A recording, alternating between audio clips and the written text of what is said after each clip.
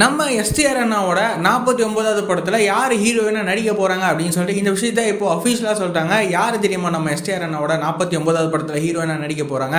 நம்ம கயாடு லோகர் தான் வந்து நடிக்க போகிறாங்க. இவங்க இப்போ ரீசெண்டாக கூட வந்து பார்த்தீங்கன்னா நம்ம பிரதீப் ரங்கநாதன் அண்ணாவோட டிராகன் படத்தில் நடிச்சிருப்பாங்களே, இவங்க தான் அவங்க. இப்போது நம்ம எஸ்டிஆர் அண்ணாவோட 49வது படத்துலையும் எஸ்டிஆர் அண்ணாவுக்கு ஜோடியாக நடிக்க போகிறாங்க. இவங்களோட அந்த ஒரு காம்பினேஷன் பிக் ஸ்க்ரீனில் எப்படி இருக்க போகுது அப்படின்னு சொல்லிட்டு நம்ம வெயிட் பண்ணி பார்க்கலாம். அது மட்டும் இல்லாமல் நம்ம எஸ்டிஆர் அண்ணாவோட 49வது படத்தில் நம்ம சந்தானம் அண்ணாவும் வந்துட்டு ஒரு முக்கியமான ரோலில் நடிக்க போகிறாரு அப்படின்ற மாதிரி நியூஸ்லாம் வந்துட்டு இருந்தது. ஸோ இதுக்கான அஃபிஷியலான அனௌன்ஸ்மெண்ட்டுமே கூடிய சீக்கிரம் வரும் அப்படின்னு சொல்லிட்டு நாம் எதிர்பார்க்கலாம். இந்த படத்துக்கு நம்ம சாய் அபியங்கர் இந்த படத்துக்கு மியூசிக் வந்து பார்த்தீங்கன்னா கம்போஸ் பண்ணுறாரு. அது மட்டும் இல்லாமல் இந்த படத்துக்கான சாங்க்கான கம்போசிஷன் ஒர்க்கும் இப்போ வந்து சைடில் போயிட்டுருக்கு அப்படின்ற மாதிரி நியூஸ்லாம் வந்து பார்த்தீங்கன்னா கிடச்சிருக்கு. இந்த படத்தை பார்க்கிங் படத்தை டைரக்ட் பண்ணியிருந்த ராம்குமார் பாலகிருஷ்ணன் தான் இந்த எஸ்டிஆர் அண்ணாவோட 49வது படத்தை டைரக்ட் வந்து பண்ணுறாரு. அதுக்கப்புறமா வந்து பார்த்தீங்கன்னா மகா கந்தன் அப்படின்னு சொல்லிட்டு இவரோட டைரக்ஷனில் நம்ம பிரபு சார், அதுக்கப்புறமா நம்ம வெற்றி அண்ணா, இவங்க ரெண்டு பேரும் சேர்ந்து நடிக்கிற படம் தான் ராஜபுத்திரன்.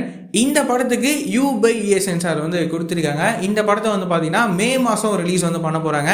மே மாதத்தில் எக்ஸாக்டாக இந்த டேட்டில் இந்த ராஜபுத்திரன் படத்தை ரிலீஸ் பண்ண போகிறாங்க அப்படின்னு சொல்லிட்டு நாம் வெயிட் பண்ணி பார்க்கலாம். அதுக்கப்புறமா வந்துட்டு நம்ம சூர்யா அண்ணாவோட புதிய படத்தை நம்ம டேரக்டர் வெங்கி அட்லூரி தான் வந்து டைரக்ட் பண்ண போகிறாரு. இந்த விஷயத்த அஃபிஷியலாகவே நம்ம சூர்யா அண்ணா ரீசெண்டாக ஒரு ஈவெண்ட்டில் அவர் வந்து சொல்லியிருப்பார்.